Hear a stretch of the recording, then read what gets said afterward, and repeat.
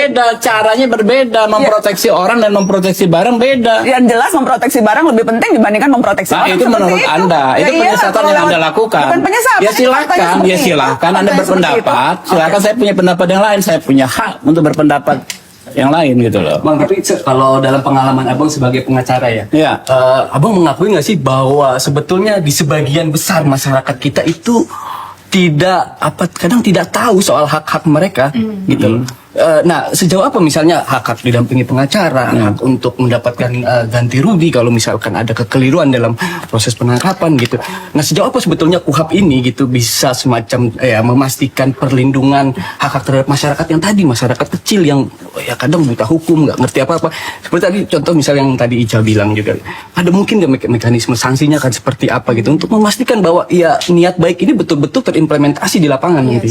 Ya gini ya. Kalau Anda tanya praktek saya sebagai pengacara, justru saya mau jadi anggota DPR itu salah satu tujuannya adalah menyusun KUHP ini, karena saya sangat pernah dizolimi karena KUHP ini. Bukan hanya klien saya pribadi pun pernah, gitu loh. Nah, karena itu KUHP ini kan memposisikan warga negara melawan negara. Warga negara sangat tidak berdaya melawan negara yang sangat adikuasa. Untuk itu perlu didampingi advokat. Kuncinya adalah penguatan hak tersangka dan penguatan peran advokat. Ketika ada advokat, terbukti kok, gitu kan ya. Berapa persen advokat? Ya tinggal advokat sudah banyak kok sekarang kok.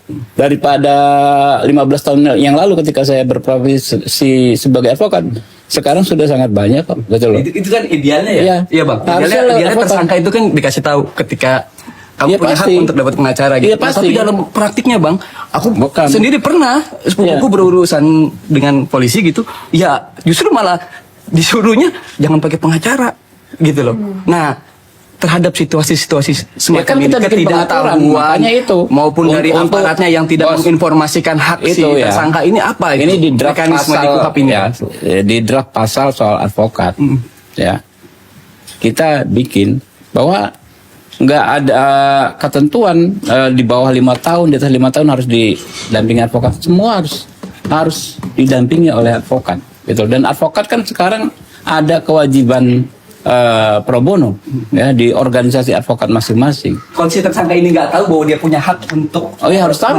Ya harus siapa yang harus harusnya kan si penyidik kan yang memberitahu ya. Kalau itu terbukti ada proses, itu kan namanya penyimpangan ya. Adanya intimidasi, bahkan ada penyiksaan kalau nggak tahu. Ya itu harus menjadi objek pra-peradilan. Menurut saya ya, itu harus menjadi objek pra-peradilan ketika si tersangka tidak didampingi advokat ya, tidak ditawari ya, bahkan dihalang-halangi untuk mendapatkan advokat, ya itu harus ada sanksi terhadap prosesnya di persidangan. Bang Hinca, apa Bang tanggapan soal ini? Abang veteran Komisi 3. Advokat juga. Advokat, iya tahu lah kita advokat veteran Komisi 3, udah berapa undang-undang yang lahir. Mbak Nana, saya kira peran media ini kan cukup kuat ya untuk memberitakan, mengedukasi begitu dengan cara yang masing-masing. Tentu ini kan bagian dari itu. Apa yang dijelaskan tadi ketua atau kami di sini menginisiasi ini sebagai sebuah kerja besar ini. Tadi Pak Ketua tadi juga mantan advokat.